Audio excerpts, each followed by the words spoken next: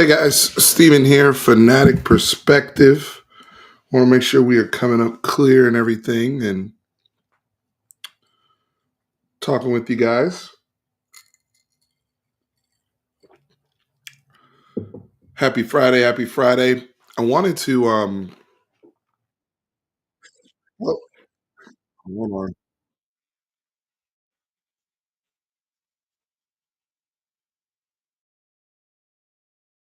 Sorry about that. I'm trying to share the chat on the screen so I can see things better. So y'all bear with me. Hit me in the chat. Let me know I'm coming through okay. You can hear me clearly, all that good stuff. Okay, Jonathan Miller said, "What's up?" I think the chat's gonna work okay. I just want to. I'm trying something new here, so again, bear with me. But as always, hit that like button, subscribe, the whole bit, help the channel grow. Steve about to react to K-Dot's new album. Yo, Kung Fu Kenny, Kendrick, Kendrick Duckworth blessed us this morning on a random Friday. But now we about to talk ball, and we got basketball coming up tonight as well in Brooklyn as the Texas men's basketball team actually faces St. Joe's, coming off their victory against Syracuse, and St. Joe's beating Texas Tech in that game. So very interesting.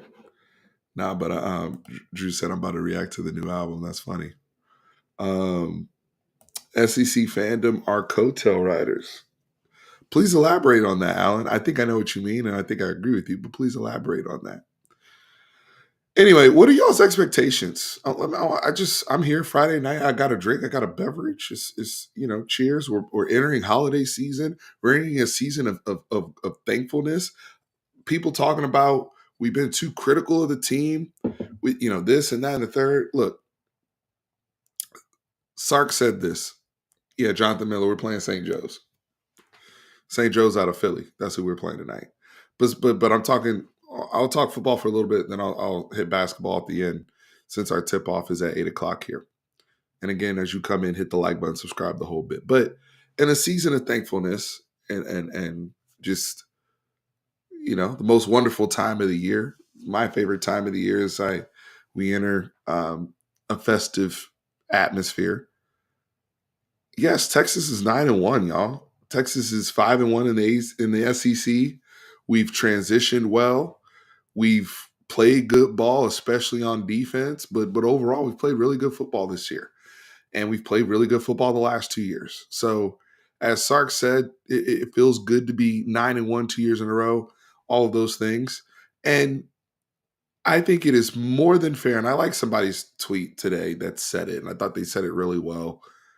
It is okay to be grateful and thankful for where this program has gotten to and how good they are, and still offer critique and criticism of where they can go and what they are capable of, especially knowing what our goals are. So I know people have been hammering us YouTubers and hammering us naysayers and all this type of stuff about being so critical of Quinn Ewers and being so critical of this offense, and just enjoy it, right? But I am grateful for 9-1. I am grateful for. Look, I talk about this all the time, especially when you lose loved ones as you get older. I'm a Texas fan because of my mother, uh, first and foremost. I miss her every single day. Her name was Renee. She was amazing. She is the reason why I'm sitting here. And I remember my mom just talking about, and I apply this to my NFL teams as well.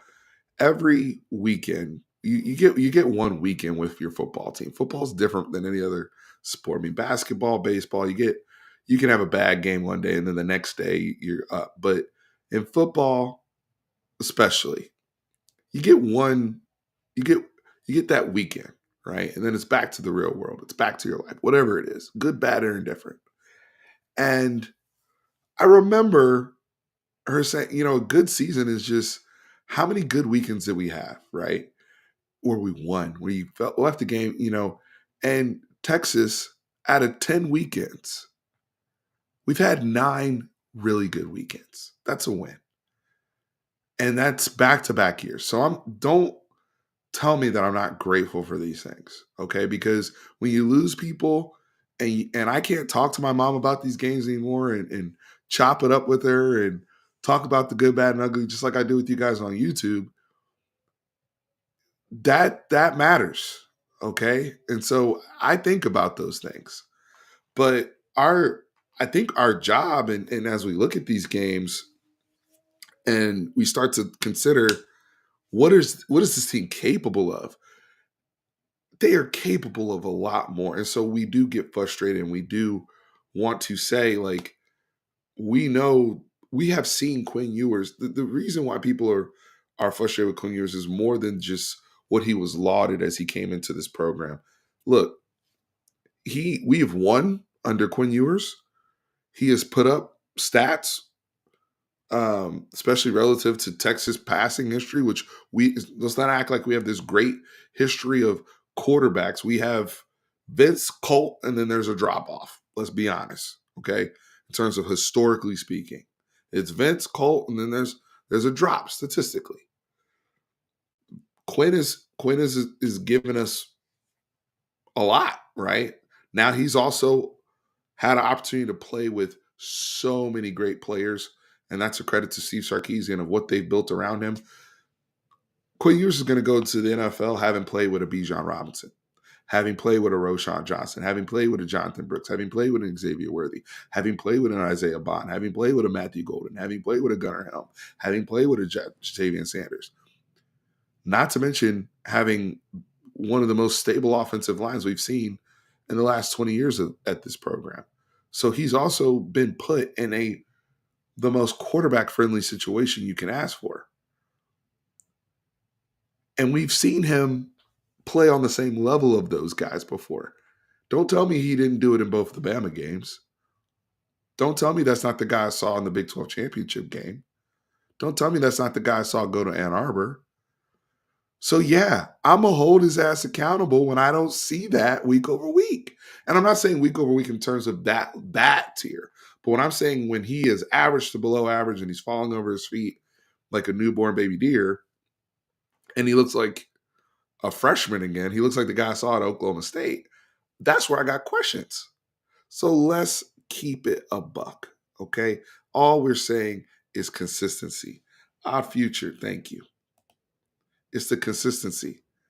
Nobody would be out here asking Quinn to do these things if we had not seen him reach those heights already against the best competition. I've seen Quinn Ewers against Will Anderson, who plays for the Houston Texans now.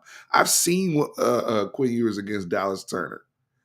Don't tell me he hadn't faced dogs before. He has. Faced him in high school at Southlake. I watched the guy sophomore year at Duncanville. Mac, you are always on time with your hate. I respect that much. You are always on time, brother. But Jonathan Miller, that is fair. And look, the reason why I'm bringing this up is because I think it is more than fair if this is his last game at DKR, which I expect it to be, barring unforeseen things or playoff thing, whatever. But if this is his last game at DKR, I think he deserves a standing ovation. I think he deserves nothing but love before the game. And I think he deserves to be held accountable for however he plays. I think that's fair. I think that's what's going to happen with the NFL, however he's graded. And I think ultimately moving forward, we all know as football guys and gals here, our future and how far we go is tied to 3. It is. We got the line. Again, we're not going to have this run game with CJ Baxter's injury. There's a limitation on the run game, okay? But it's good enough. I don't know if you can ask for a better group of receivers overall. There's not too many teams out here. Look, last season overall, the receiver play in college football was just was amazing. I mean, LSU had Brian Thomas and Malik Neighbors on the same team. Them dudes are two of the best receivers in the pros right now. We had Xavier Worthy and A.D. Mitchell on the same team. They had Keon Coleman and Johnny Wilson on the same team at Florida State. So for what we got in our receiving room, it's as good as you're going to see around the country. Yeah, that's he should be able to win with that. He should be able to win with Gunnar Helm. Gunnar Helm's really good. He's going to get drafted. He's got 2 first-round tackles, I'm being told. Let's go. Here we are. I want to see Bubba go to College Station and cook. I don't want to go down there worrying about, is he going to be able to hold up against the rush? I want to see that man that looked at that camera when they came into Tuscaloosa and we brought that energy. And that also comes from the staff, by the way, because we got to establish ourselves with a little bit more physicality offensively in these games moving forward. And I think there's no better opponent to start that habit than Kentucky. Let's look at our Kentucky prep, right? Deion Walker, number 0 for those who are unfamiliar. He looks a lot like T'Vondre Sweat, but the buddy can move just like T'Vondre can move. We're going up against guys. Look, Kentucky's not a very good football team, but I've said this all year. They like to fight. They will fight. And this is a perfect game, perfect opportunity before you play Shamar's dirty ass. Yeah, I said it, Shamar's a dirty ass player. Before you play Shamar's dirty ass and the rest of the really established good A&M defensive linemen, now's the time to get ready to say, you know what, we going to be on that Michigan shit where we offensive line, we smacking and moving forward. Because to me, that's where Quinn responds. When we running the rock and moving forward and he can play QB off of that, instead of everything being lateral 1,000% of the time. Not to say that our lateral stuff isn't good, but we got to be able to go downhill. That's if we want to preach big humans, if we want to preach all that, that's what we got to be on, in my opinion. Now's the time. If Bubba cooks in December, if Bubba cooks at the end of the season, that's all we asking for. Okay? All sins will be forgiven for the lackluster play when we still won game. Nobody gonna remember that. Like we said, we 9-1. We understand the boy got hurt too, right? So he had to come back from injury. No more excuses. Third-year Sark quarterbacks cook. That's what they do. Especially with this personnel around them. Cook.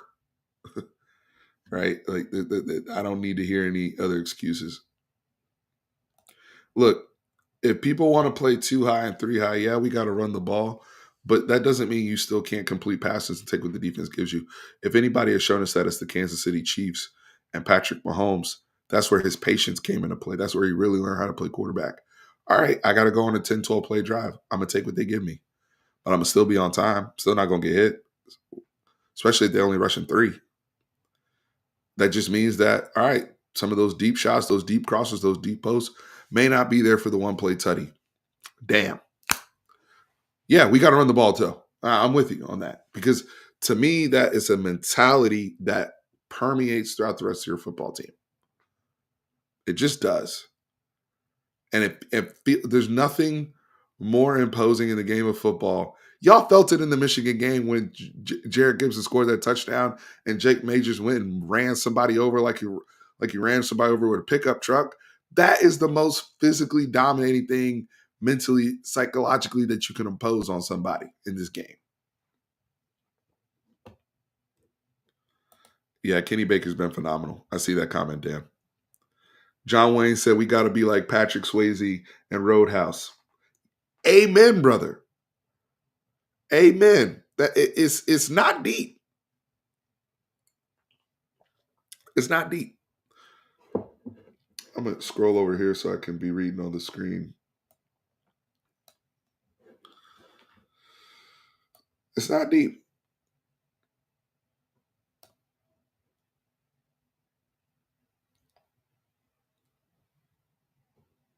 It's all about consistency. I completely agree.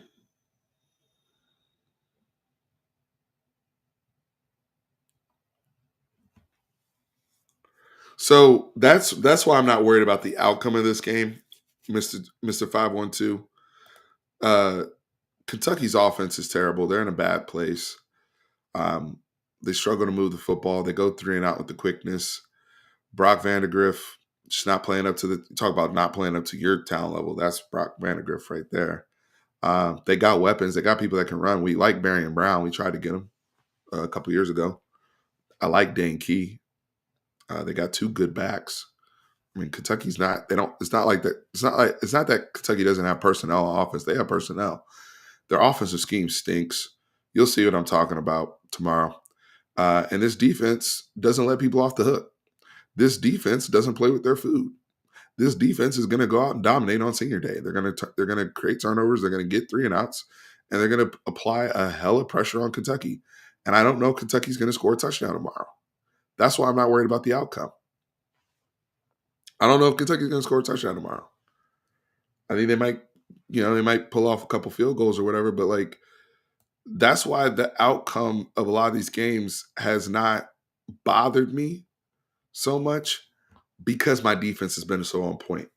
But that doesn't what we are when we hit on the special teams as well as the offense, that is for future facing things like Georgia. Georgia was the perfect preview for what we're talking about, because y'all got to see the defense was balling against Georgia, and that couldn't save you, because you can't overcome bad special teams and bad offense against teams of that caliber, even with your defense balling. That's why we are concerned. That's why we those of us like people like Quentin, people like John Wayne, like we are nitpicky about shit like this. There's a reason, because we know what's coming. Okay, some of y'all have been with me long enough in this chat. Danny, so many of you guys. Now we may nitpick different things. We may not agree on what the problem is. We may not agree on what the remedy is, but there are different things. Extreme Gamer Mac, please. He said 24-6. Texas is my prediction. I love that you continue to do this, because everything you say, the opposite always happens. So this is a blessing. Your hate is a blessing for us. The moment you stop hating is the day I'll be concerned. Just make sure you don't get your backs blown out in Norman tomorrow by OU. By Bama, excuse me.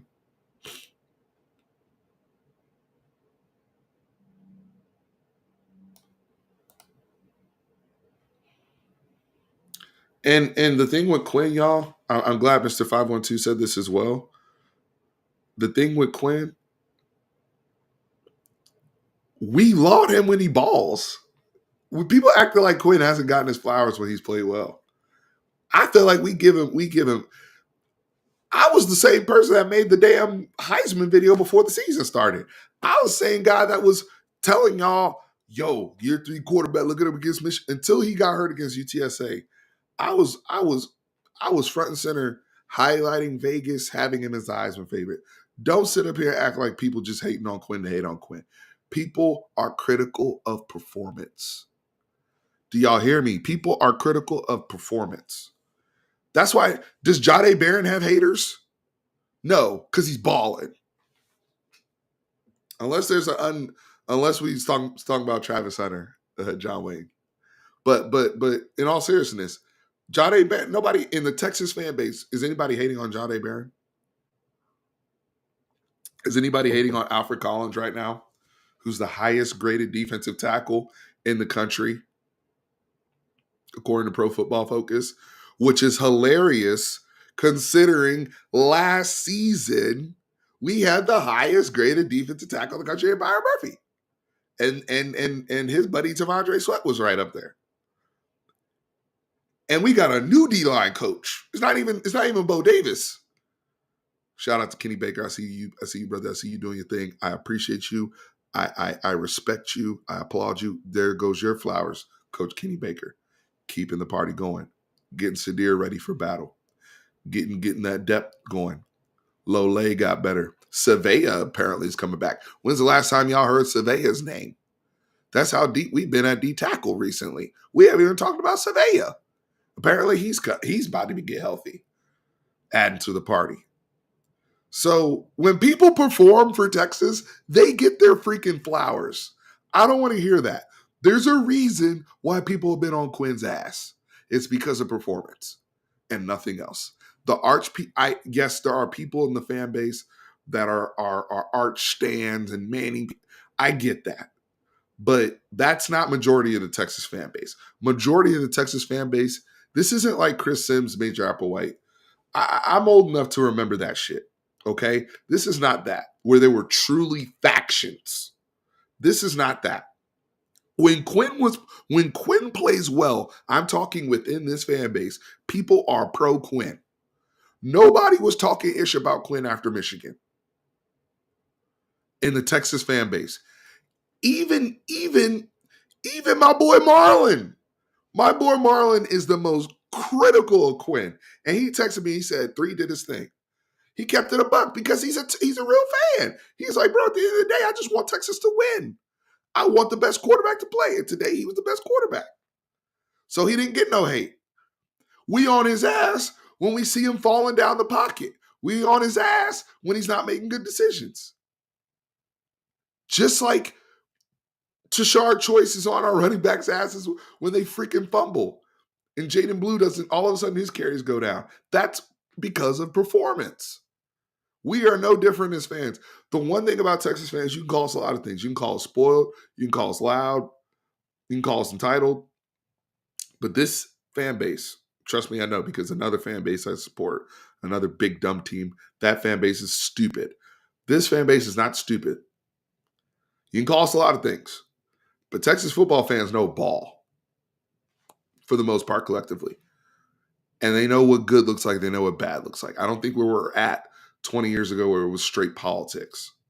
We do know ball. That's why when I did the analysis last week, nobody said anything because they knew. We know when it's on the coach and we know when it's an execution issue. That's why you don't hear Texas fans ain't allowed at Sark. We will criticize Sark game by game and be like, that wasn't the best game plan today, Sark. Come on. But nobody's trying to get Sark up out of here because they've seen what he's built. We've seen he's put together talent on the 40. Obviously, the man can recruit. We've seen continuity within the coaching staff. We've seen our NFL message, our brand with the NFL is as strong as I've ever seen it. We've seen us now dominate not one but 2 conferences where we are competing for championships.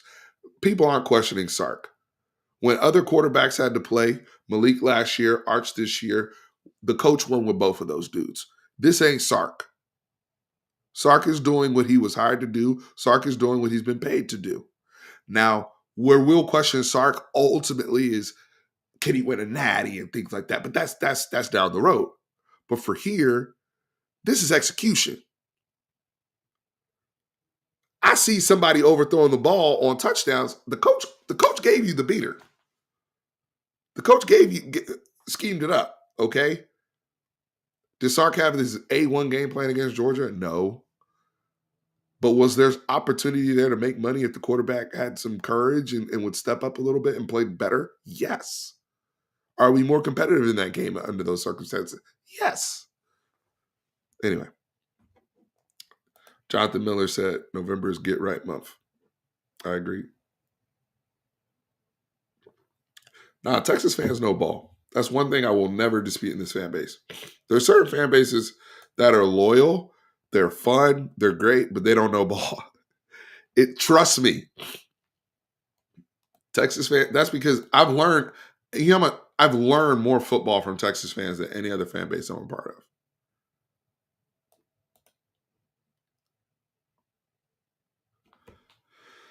Now, Kenny Baker's done a great job. Just keep the party going. It's year 1 with him, but he's done a great job. Dan, another good comment. Dan's cooking today.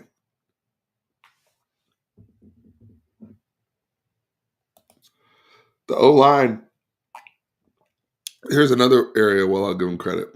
Whenever they are allowed to go forward, they normally will get in a rhythm and start producing. I have yet to see, including Georgia, in the second half against Georgia, they started moving forward. Where they struggle again, I just don't think we're the greatest. Now we let me clarify. Conceptually, we're one of the best wide zone teams in the country, but we ran it so much and we've had so much success with it, especially with the past two runners we've had, lead runners, Bijan and Jonathan Brooks, that people are also prepared for that. But we underestimate our ability in the power run game, I think, sometimes. And I think sometimes we get a little off track or we forget about that piece. So this offensive line, to me, they get their powers, they charge up when they get to do that stuff. Because pass pro wise, they're pretty good. Um, they really are. Pass pro wise, they are pretty good.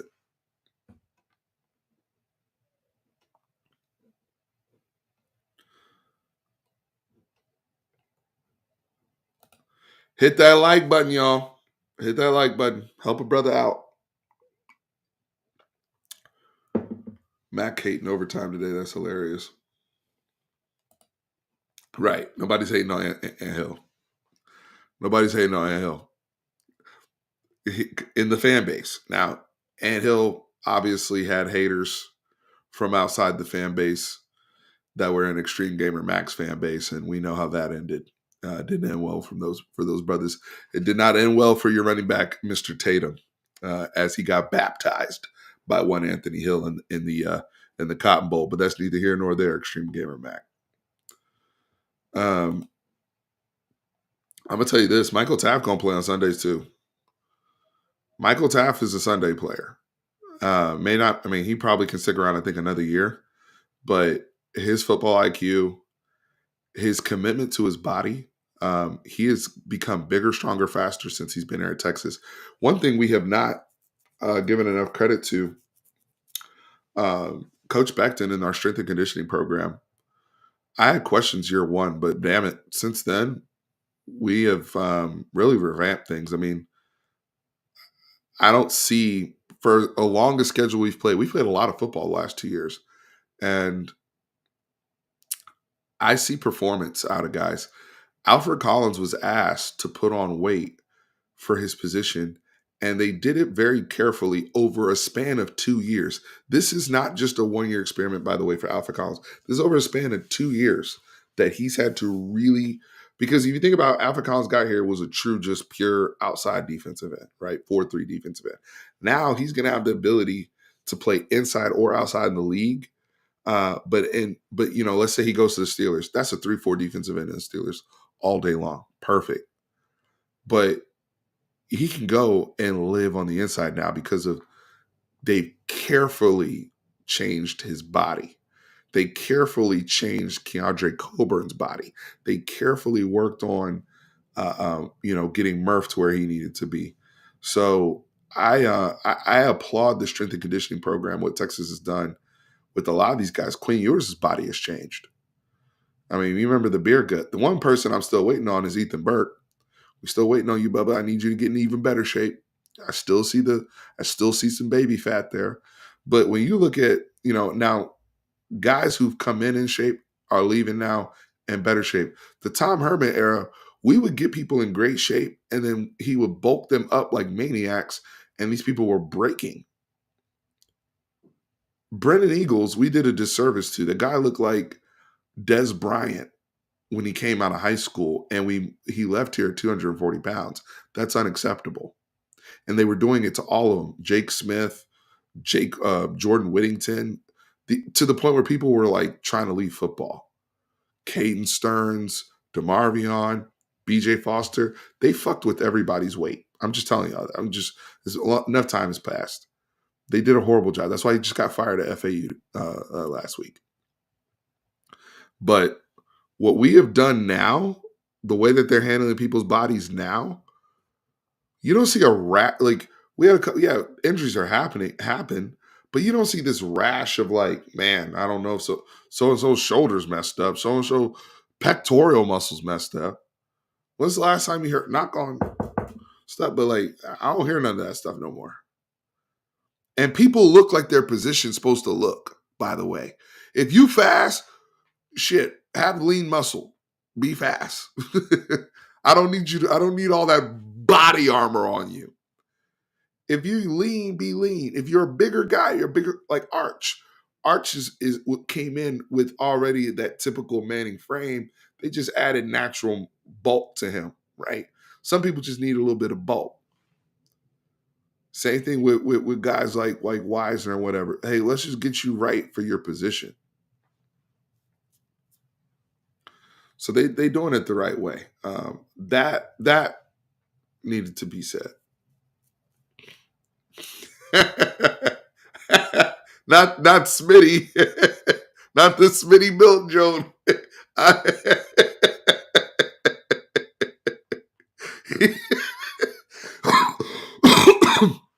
Homer said, "I remember when we made Jake Smith look like a fullback." Bro, Homer, we had to play running back. You're not even wrong. We had a we we we we brought a guy. Jake Smith was from Arizona, out here looking like Cooper Cup in high school, out the slot, right? And agility, like not even Cooper Cup, but even like a guy like a Amendola, right? Just fluid, right? Hips, all that. And we brought him here, and they started talking about body armor and made him look like bigger than like he was Peyton Hillis. It was crazy. Not even like trying to say, you know what, let's line him up like a Christian McCaffrey. Like when you study people's body profiles, we were doing craziness. That's why when some people say that they are bitter toward like former players, when they're bitter towards people that were re-engineering people, stuff like that, foolishness that was going on. Because some of these people had the right body type in high school, and they just needed to add the requisite weight, and then continue to play, continue to be fast, continue to be explosive, continue to be big.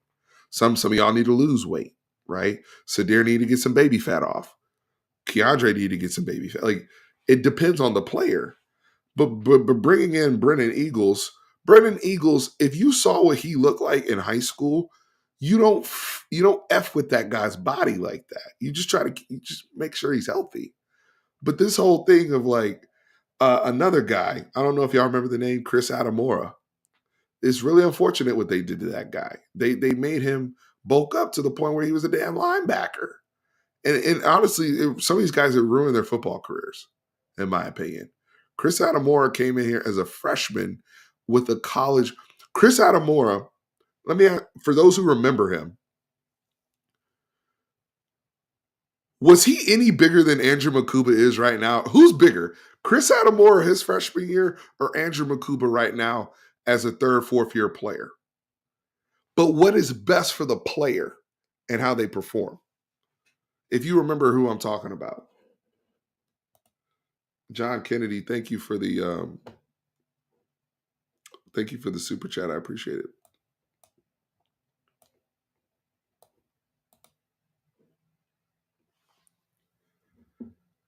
They made him bigger. Right now, our safety, the only real big safety is Jelani McDonald, who was already big when he got here. He's like Demo. He was naturally a bigger guy, right, as a recruit. The only Derek Williams not a big dude like that. Taft got bigger, but he needed to. But like he's not a big dude. Makuba's not a big dude, but they're physical. They're fast and they're fluid athletes. They didn't turn them into these bulky block Lego robots that the previous staff was doing. So yeah, I'm thankful. I'm thankful. Y'all keep saying that we just like to nitpick and we ain't grateful for shit. We're grateful for a lot of stuff here. Okay. John Kennedy, again, thank you for the super chat. Trent said it. My man Trent. I'm gonna see my buddy next week. I don't need to lose weight. I'm just the Herman Airlineman, man. God bless him. You could see it on the field the way they were messing with people's bodies. Overshown got saved by just staying around to the new staff. And you see what the NFL has you noticed that for those who watch the NFL, is Overshown big? Or they just like see ball, hit ball, you're fast as shit, play at your weight. These dudes in the NFL aren't even that big. Fred Warner's like 228, 230. Best middle linebacker in the sport. Fred Warner. Demo looks like he maybe weighs 225, 230 right now. He's just flying. They're not asking these guys to. They were living in the 90s, man, back where they had the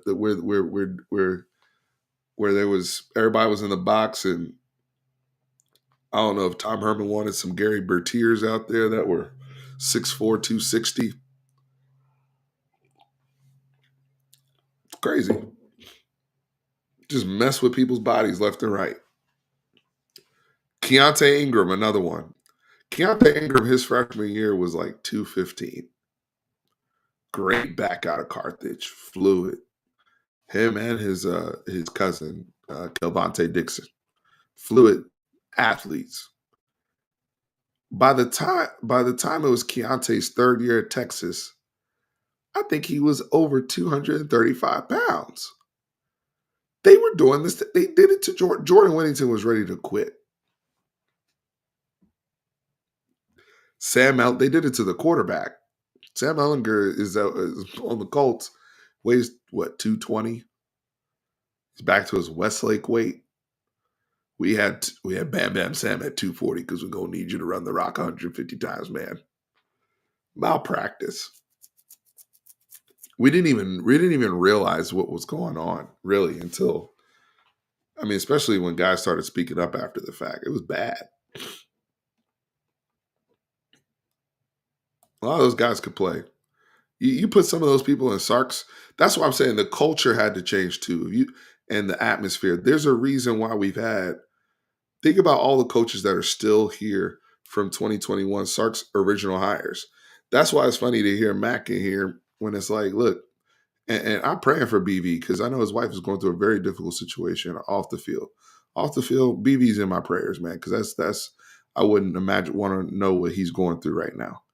But when we talked about BV on the field as a head coach and we made our analysis and said it's a questionable hire, look at how many staff changes OU has gone through since he's been hired.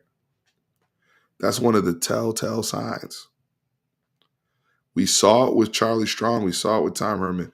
When your staff is flipping, and it's not because they're getting hired, it's not because people are getting promoted, but y'all are mutually parting ways and all that. People that have left Texas from here under Sark, there's only one guy that got fired, which was the receiver coach, Coleman. Everybody else either has gotten a bag to leave. Bo got a bag. Brennan got a bag. Choke got a head coaching job. That's different.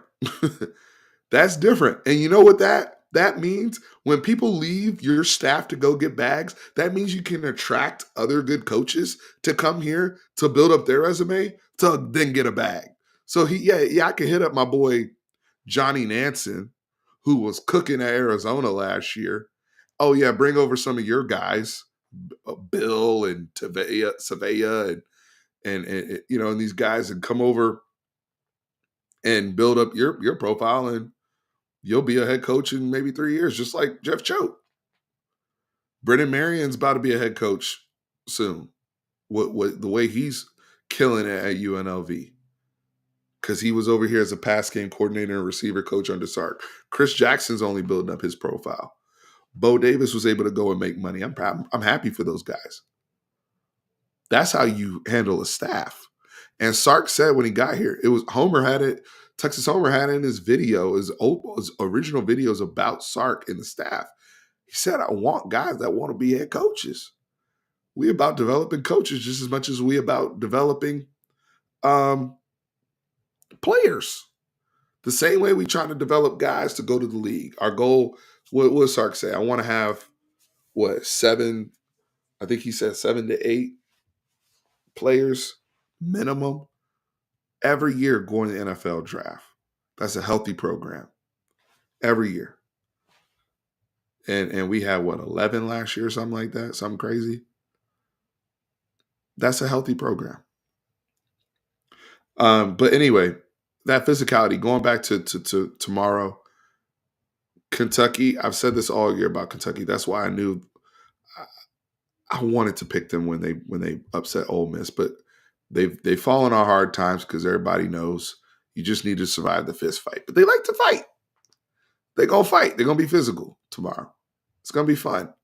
They can't score, and their scheme stinks. And I respect Mark Stoops and them, but ultimately, this is a good warm up for what's going to happen in College Station from a physicality standpoint. Now, defending Taylor Green and some of the other mobile guys we've seen, that will help when we see Marcel next week, right? And we're going to see what Marcel does in the A&M offense when they go to Auburn. Again, I said this on Bleacher Report this morning. I wasn't super impressed with what they did with New Mexico State. Now they won 38-3, but I think the loss of Le'Veon Moss is gonna, against teams like us, they're gonna feel that loss. Amari Daniels, I'm talking about A&M right now. Amari Daniels can run. EJ, Marcel with his legs, they still got runners, but Le'Veon was one of the best running backs in the country. Like, he was balling. He was balling. That was an unfortunate injury that he took. What's funny is they've thrown Ruben Owens on the injury report. Allegedly, they say he's practicing. Ashley beat me to it. I saw that. They said Ruben Owens is doubtful. A little gamesmanship. Go ahead and prep for him. But yeah, they look, Ashley, you already know how it is. Everybody, we they Super Bowl. They going outside of Florida. Florida was the only team that did it the right way. They took their people out against us and got ready for LSU. And then they let all their people get healthy. they let everybody sit out against us, and then let all their people get healthy. Ashley, they went belt to ass against LSU. So Florida's the only team that did it the opposite way, but everybody else, they all of a sudden people coming off the injury report against us. Yeah, it'll be A&M senior night. That's every. I mean, everything comes down to that.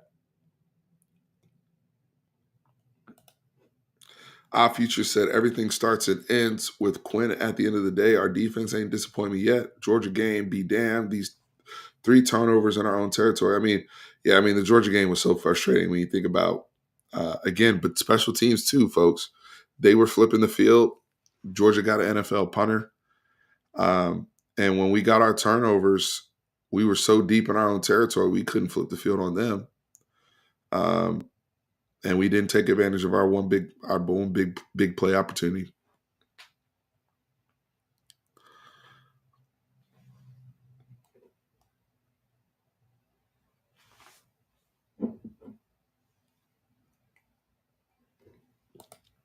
My score prediction for the Kentucky game, I'll go something like 34-6.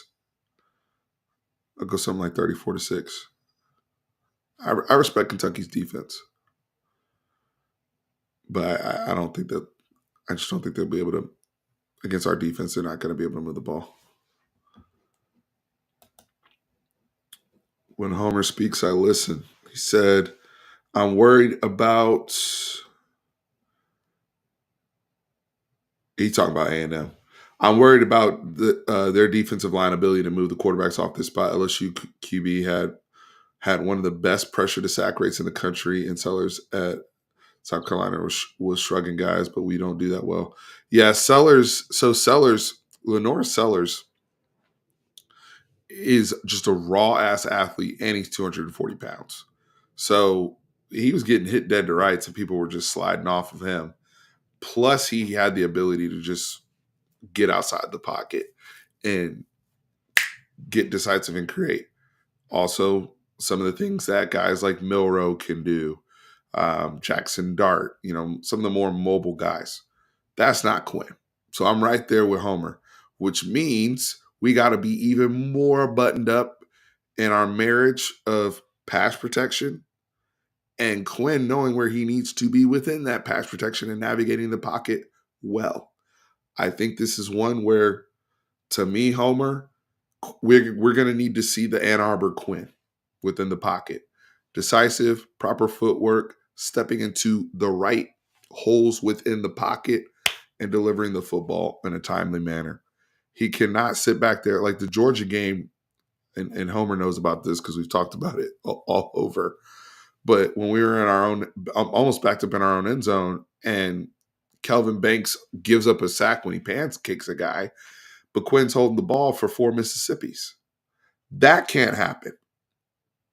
That can't happen. We don't have the we can't get out of those scenarios. And that's where A&M wants to play, right? Elko and them are real comfortable being in a 21-17 fist fight.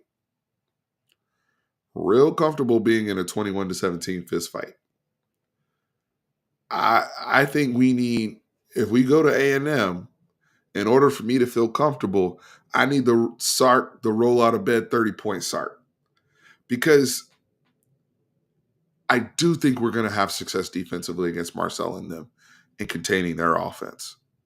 I think this game is really about Texas's defense and their strength against A&M's offense and A&M's defensive front. That's why Homer is highlighting their defensive line, because their secondary is vulnerable. A&M secondary is vulnerable. We've seen that already. That's another thing Lenora Sellers was able to take advantage of. As, we've seen that in multiple teams all year, okay, whether they've won or lost. But A&M's defensive line is full of NFL guys, really, really good games, really, really good players. But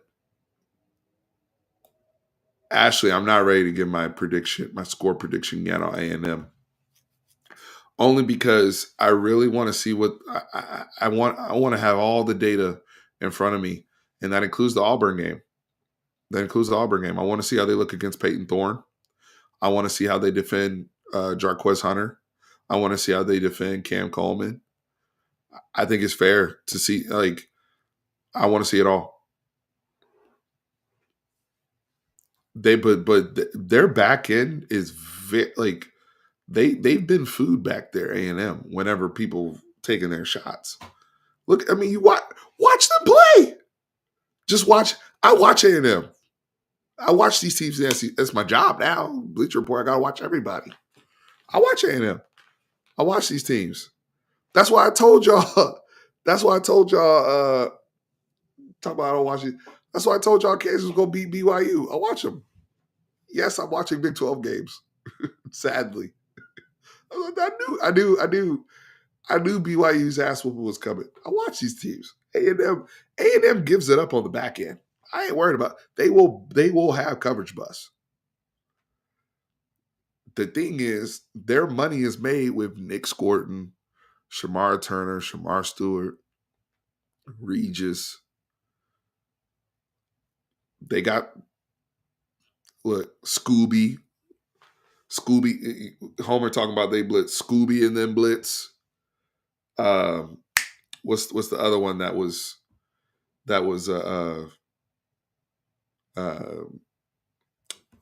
his name is, he was all SEC freshman linebacker last year too. He good too. They got their front seven nasty. Ain't nobody, but like Dalton Brooks, for example. Dalton Brooks is a good player, but to me, he like a box safety, bro. I'm looking. If I see Dalton Brooks match up with Gunnar Helm, I'm throwing the ball to Gunnar Helm. I'll put it that way.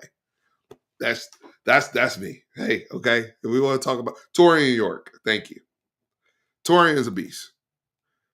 Torian's a beast. Torian's like Ant. Like we have Ant Hill, they have Torian York. Yeah, he a beast.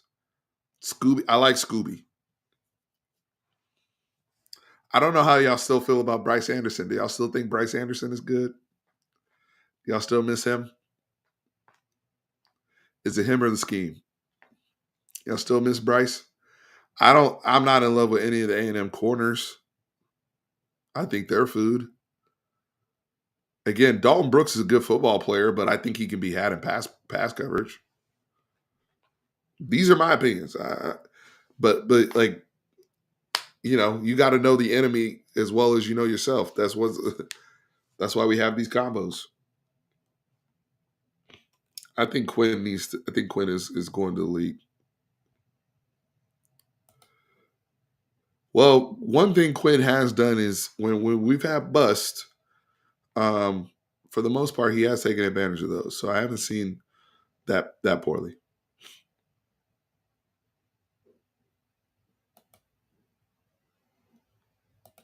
Compared to Georgia, Georgia has way better alignment and coverage on the back end, Ashley. And they don't have.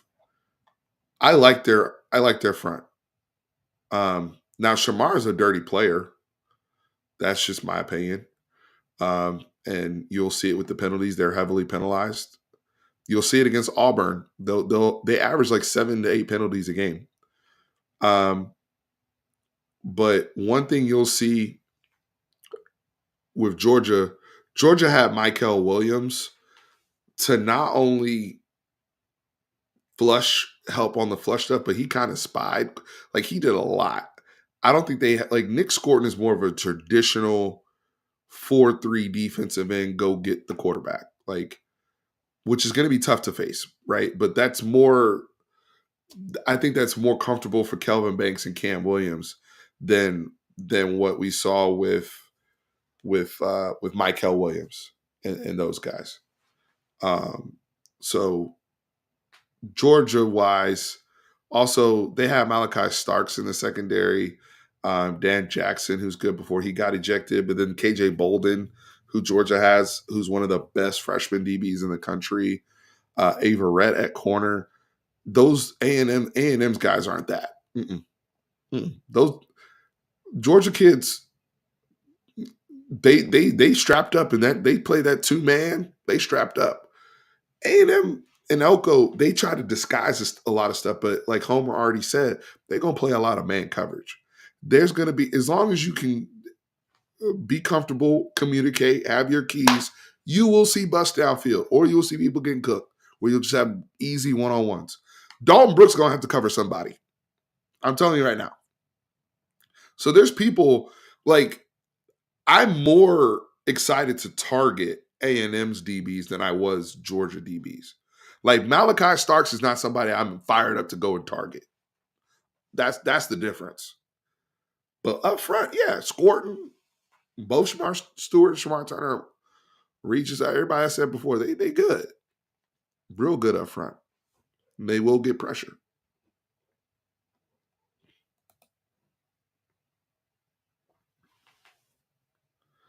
Yeah, if we get if we get the Quinn that we want, they're in trouble. If we get decent Quinn, we can win the game, but it'll be stressful. And then if we get the Georgia Quinn or somebody that's reluctant and we can't move the ball and we're stalling, and it looks kind of like it did against Arkansas, then it's going to be a long night in that environment. That environment's going to be crazy. I'm about to wrap this up in a couple minutes because I want to go watch Texas basketball against St. Joe's. Ashley said, "What you sipping?" I got some Tito's and Sprite Cranberry Zero. Sprite Cranberry Zero is on point, by the way. If you haven't had it yet, 0 calories. They got the little festive flavor. Gives me a little Christmassy vibe. Got my Tito's vodka supporting Austin, Texas. Is a wonderful, wonderful thing. Happy Friday, everybody. John Wayne, there's definitely going to be a fight in pregame. You can book that right now. It's just a question of who's on their end. Shamar's going to be involved on their end. Who will it be on our end? Y'all let me know in the comments. Texas? Look, we're gonna talk all A&M all week next week. Trust me on that. But we already know. We already know there's gonna be a pregame scrap. There has to be. Half these guys wanted to play with each other at one point. Half these guys have played with each other before. Some people said my money on Ed Hill's definitely fighting before the game. That's the thing. You know who the people are on your team that are going to cause mischief before the tunnel. Just in pregame warmups. Oh, they got too close to the kicker. Especially with that energy that's going to be at College Station. That stadium, that the kickoff's at 6:30? That stadium's going to be full before sundown.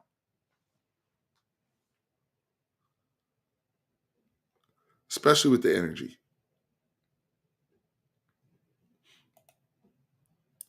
Mark Vasquez says, Steve, why is ESPN all over us? Texas, Oregon has a play D1 and dodge a few L's. Them beating up Oregon isn't good for business. That doesn't give them clicks, Mark. We do. Us talking about it gives them clicks. Yeah, Texas hasn't had the hardest schedule, but we haven't had a light schedule. 38th, what's our strength of schedule? There's metrics for this, right? Last I checked, we're 38th. Quentin told me, Quentin's one of my stat guys. Quentin told me we 38th in the country in strength of schedule. Now I know I can hit Google right now and look that up, but I heard we're 38th in the country in strength. There are people who are worse than that. We don't. How come nobody's talking? No, they don't. Why don't they have smoke for Penn State? Because nobody cares. Penn State has Minnesota and Maryland coming up. And I made this point on Bleacher Report this morning for those that watch our college football show. They have Minnesota and Maryland. They're not going to the Big Ten championship game. They have no worry about that. Why aren't we attacking those teams that are in comfort zone, that are just going to sit there between 7 and 10 and just get in? Who they play? The one time Penn State had an opportunity to be courageous. That's the difference between them and Ole Miss. At least Ole Miss, when they had the opportunity to be courageous against Georgia, they went and won the game. Now they got to deal with Lagway tomorrow. By the way, Lane and them, they got to go to Florida and deal with Lagway tomorrow. But they at least were courageous and beat Georgia. Penn State, they had an opportunity in that Ohio State game, and they literally they crapped their pants. So people don't even talk about it. They focus on Texas. You know what's funny? And Sark brought it up, and I brought it up. I brought this up every single time. This is what you need to do in your defense. We're the only team that made the 14 playoff last year that is in the top 4 again this year. 2 years in a row. No one talks about that. With a bulk of our starters back from the team that made that playoff last year. You want to talk about who battle tested? You sure you want to do that? In 2 different conferences. 2 different conferences. We were in the Big 12 last year. We were 9-1. We're in the SEC this year. We're 9-1. Was Johnny Barron not on the field when we played the playoff game? Quinn, the whole offensive line? Shit. Jaden Blue. So, if anybody is proven, it's us. If we really want to look at this, what's harder, making the 12-team playoff or the 14 playoff? Where's Michigan at? Where's Washington at? Bama should make it. Bama will make the 12-team if they went out. They got to go to OU tomorrow, and then they got the Iron Bowl. But is Bama going to have to worry about – I mean, we'll see. We'll see how the tiebreakers play out. But Bama may not have to worry about an SEC championship game and going to Atlanta.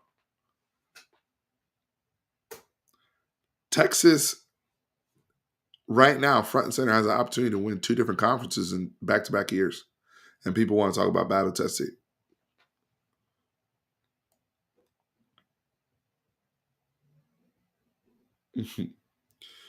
GTFOH. That's all I got to say to that. GTFOH. All right. I'm about to close because I want to go watch ball. Texas basketball playing St. Joe's tonight. Look, quick thing on Texas. I was frustrated about the Syracuse game. They didn't cover. They were up 16. They were hooping in the first half. Trey had his first poor shooting game as a Longhorn. He's a superstar. He's gonna get it. Get it back in blood tonight. Trey Johnson is. If you don't even care that much about basketball, watch basketball this year just to watch Trey Johnson. You're watching a future potential NBA scoring champion. Like, that's how good of a scorer he is. He is that polished. Even his misses yesterday, he was still making NBA level moves and getting separation. Texas' problem is the big men. They're just not good in the front court right now.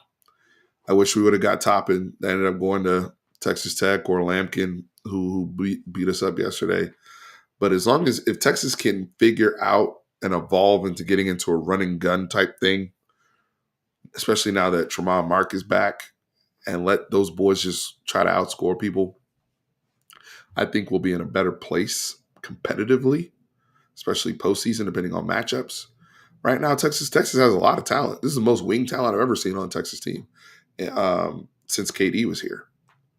Between Tremont, Trey, Kent, who was out yesterday, but he eventually he'll be back. Arthur Kaluma, like, they got wings and they got guards. Julian Larry's underrated, but when you have no size and toughness up in the front court, and bigs can just waltz into the lane and get rebounds and control everything, it's tough to navigate that unless you schematically move into what Jay Wright used to do at Villanova, go 4-guard offense. I'm talking about the days, I don't know if y'all remember the name Randy Foye or Scotty Reynolds. Do it like those guys used to do. They were smaller, but they used to just scrap and go up and down. So, yes, the game's on national TV. We're playing St. Joe's. Philly basketball. They beat Tech yesterday. Tech was 4-0, averaging 93 points a game. They beat Tech 78-77. And their lead guard had 6 threes last night. So this will be a good test. St. Joe's, I think, is a much better opponent than Syracuse in terms of tournament resume. I don't think Syracuse is going to help us tournament-wise in terms of resume. But St. Joe's is a better matchup because they're more guard-heavy, wing-heavy like we are. I think it's a better matchup than Syracuse having all that size and just starting to play bully ball with us. So I'm going to go watch some hoops. Y'all let me know in the comments how you feel about everything we discussed tonight. And I appreciate y'all just coming here on a Friday night, having a drink, talking some ball. And we'll be back after the conclusion of Texas and Kentucky tomorrow, and we'll break it all down on a Longhorn Senior Day. But like, share, subscribe the whole bit. Love you guys so very much. Horns always up. Hook 'em.